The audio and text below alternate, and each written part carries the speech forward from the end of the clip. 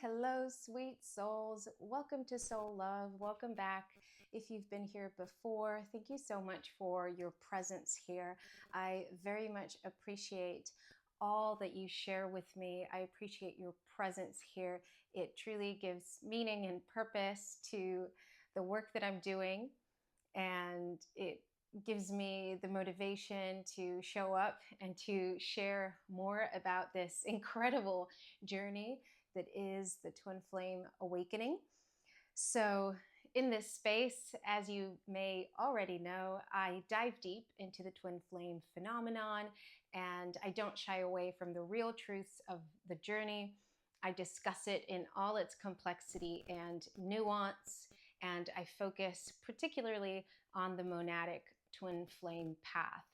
And this video is about the type of connection where the divine masculine or the 3D matrix twin keeps coming in and out. So, not everybody will experience this type of dynamic. Again, the journey is unique and individual to each pair of twins, but there is a category of twins that experiences an in and out type of connection.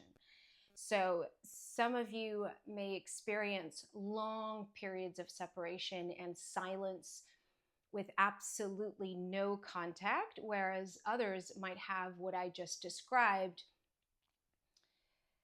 a dynamic where there is some sort of contact, perhaps shorter periods of separation, and even some reunions. And I wanted to address this because it can be very confusing when you're living through it. It can really throw you off and catch you off guard when they come back out of the blue, or when they seem to come back often or in certain moments, even though they don't take the step of committing to you and fully honoring the connection and entering physical, stable union with you. So it can be quite maddening. And I completely understand. That was my case. I experienced quite a bit of in and out, and periods of contact, periods of no contact. And because I know what it feels like personally, I wanted to address this topic to offer you a nuanced perspective and a few different reasons why that's happening and the underlying dynamic. And it is multi-layered, like so many aspects of any spiritual awakening, truly, not just this particular one. It's multi-layered. There are multiple things going on in a dynamic like this one. And usually this type of dynamic tends to happen more so with the type of twin that has a lot of karmic entanglements, perhaps karmic partners, perhaps third-party situations. That might be not even necessarily just third-party situations, because those who go no contact for a long time and silence might also have different partners. But here is more so the type of twin that has a lot of karmic debris and distracts and numbs a lot through karmic ties and entanglements, be that through partners or other types of distractions. So what is really happening here? Let's go back to the essence of what takes place upon soul recognition for monadic twin flames. Soul recognition is beyond logic. It's beyond the rational. It's immediate, full access to divinity, to seeing yourself in another, to recognizing your soul frequency in another. And that is to say, that is a level of touching God that the ego has an extremely difficult time with. And it's very difficult for the linear logical mind to reconcile what's taking place once that happens. So there's a moment, however long it lasts for each couple, for each twinship, of being in that frequency without resisting it, whatever that looks like for you.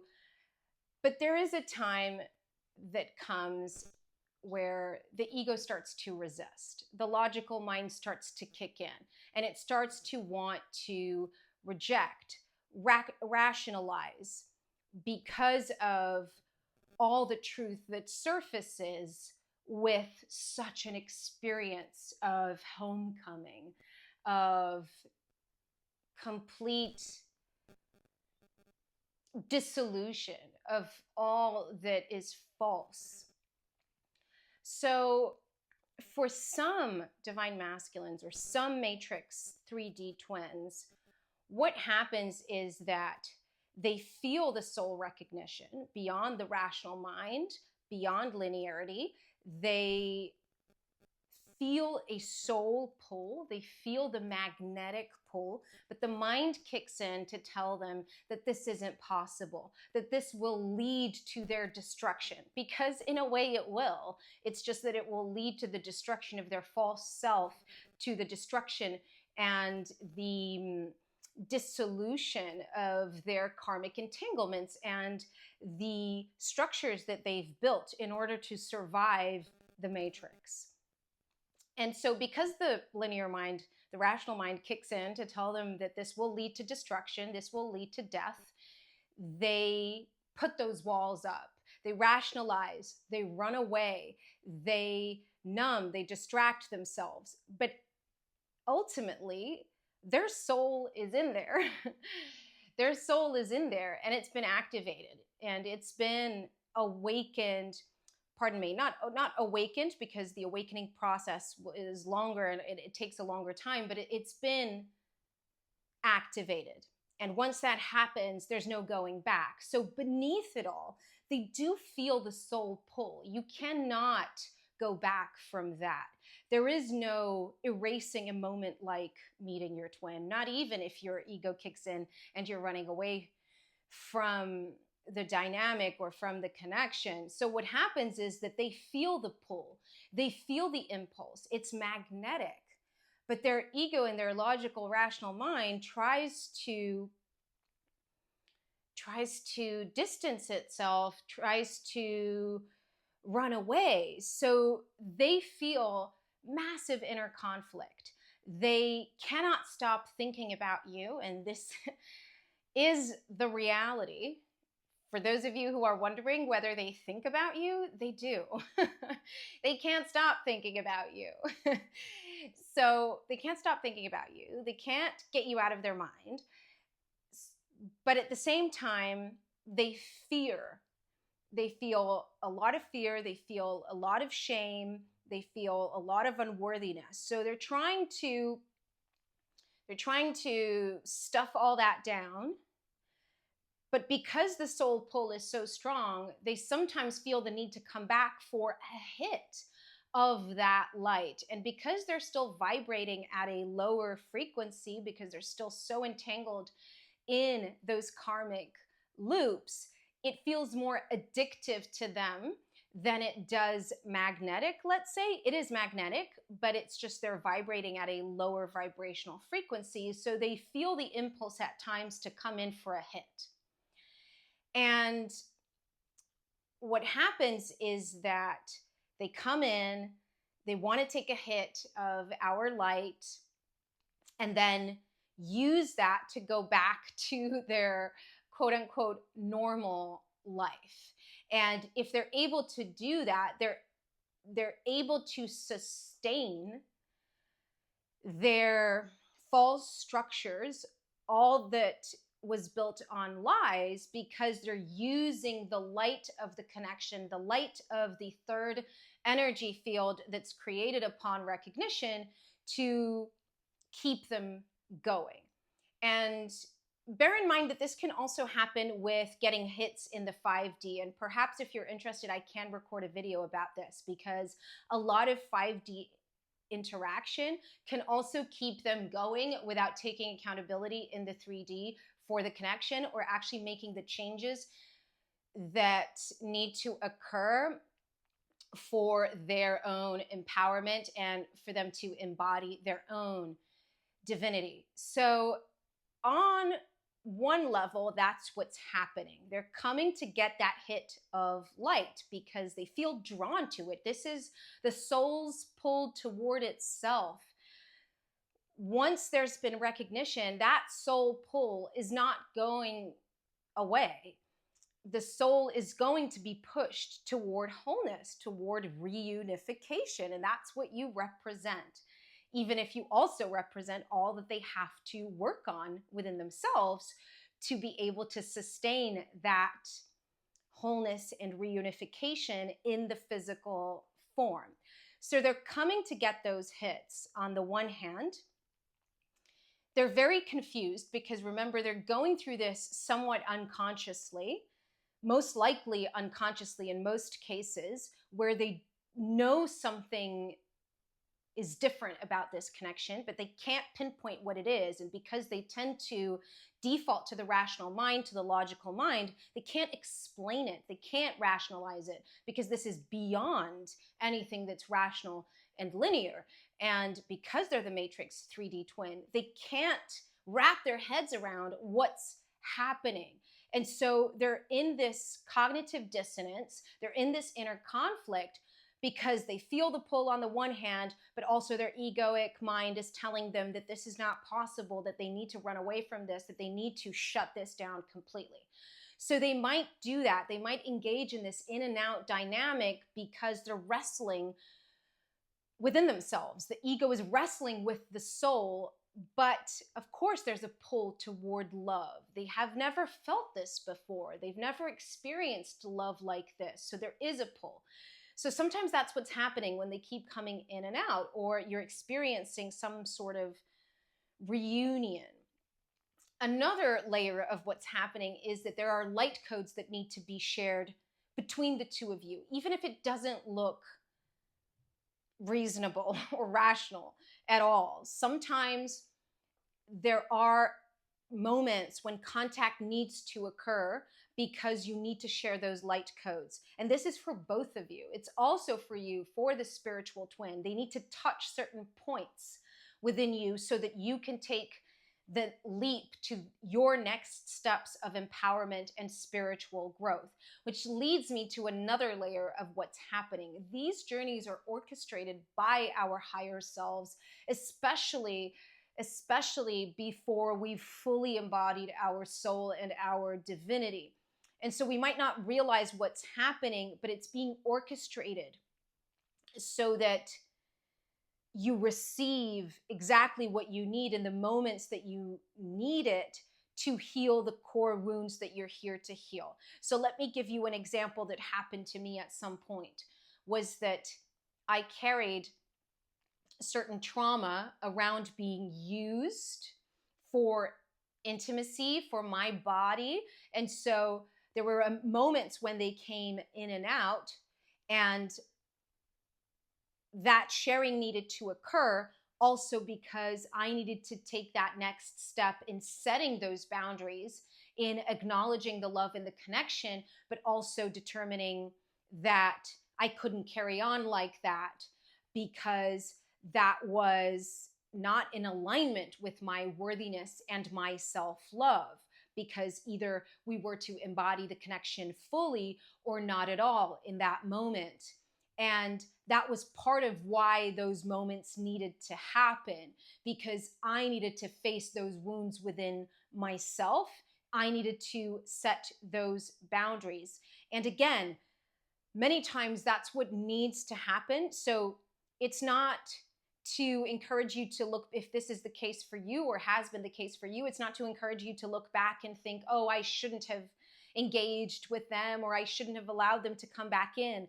surrender, accept it, because if you did, it's because that needed to happen. And then when it stops happening because you finally set those boundaries, it's precisely because you were ready to really integrate those lessons and integrate that level of sovereignty and self-love. And so that's what happened for me. There was a moment when that type of sharing of light codes had served its purpose, and I had come into my empowerment and sovereignty enough to say,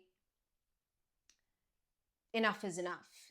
And that's what actually triggers them. So in my case as well, that's actually what triggered his collapse, because sometimes when we're in this in and out dynamic for too long, we might delay their collapse, because of course they are meant to awaken at some point, but their awakening can only truly kick off once we've removed our energy from the field and we stop mothering them spiritually and we stop doing the work for them. That includes setting those boundaries so that they can't piggyback on our field, our love, so that we don't perpetuate their unconscious drive to come and take our light. And so you can see how, yes, there comes a time where you have to set those boundaries, but also it is meant to happen in the ways that it does happen, because it's part of the process. Because how else would you also come into your sovereignty if you didn't experience that in order to say, okay, that's it, I'm cutting you off. And it's when you cut them off that they then have that experience of full collapse. They're forced to face the fact that if they don't do the work for themselves, they will keep spiraling deeper and deeper and deeper into those karmic entanglements and those karmic loops and those karmic ties. And that's exactly what happens. The more they try to uphold their current structures and their false self, the more they sink deeper and deeper and deeper until they enter full collapse. And that's when their soul really breaks through and they start to take accountability and start to take action toward you in the 3D, because they recognize that you are the solution, that you are the light, you always were. So that's what's happening in that sort of dynamic. And of course, this can be really, like I said at the beginning of the video, really off-putting, because their behavior can be really incoherent. They may keep coming back sporadically or regularly, even though they perhaps in certain moments completely reject you or deny that the connection is what it is, but then keep coming back. Bear in mind, this is actually quite normal. And in fact, it's quite a telltale sign of the journey itself, because usually if you're with a karmic partner or even a soulmate, this doesn't necessarily tend to happen, because this level of fear happens, and this level of inconsistency and incoherence really is the signature of the ego fighting the soul to such an extent, because meeting our own soul in another it cracks us open to such an extent that it creates a lot of dissonance within, until we really do the work to come into that 0 point, to come into neutrality, sacred neutrality, and alignment with our soul and our higher self. So I hope that this was helpful. If you've experienced this type of dynamic, do let me know in the comments, and also feel free to suggest topics that I might address in future videos, so that I make sure that I'm talking about subjects that can really help you and assist you on your journey. I also want to mention that I am going to lower the price on the womb heart voice healing transmission that I have on my website in honor of the Black Moon in Virgo. We're really going through a reset at the moment. And so I really want to make that accessible for those of you who want to receive this healing and feel called to it. So do keep an eye out for that. I'm going to let you know in the posts, the written posts section of my channel. And of course, if you're interested in receiving one-to-one healing guidance, channeling, specific coaching for twin flames, don't hesitate to reach out. I'm available, my email, through my website, my bookings page as well. And, you know, I am always delighted to assist you, to help you guys out. And I wish you all the best on the journey. Thank you for being here. I'll see you very, very soon, hopefully.